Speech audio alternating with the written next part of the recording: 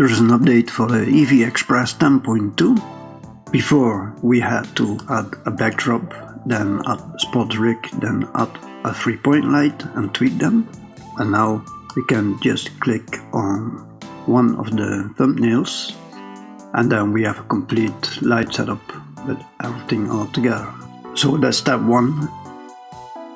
After selecting a thumbnail, we press Bake Indirect to bake the indirect light. Another example.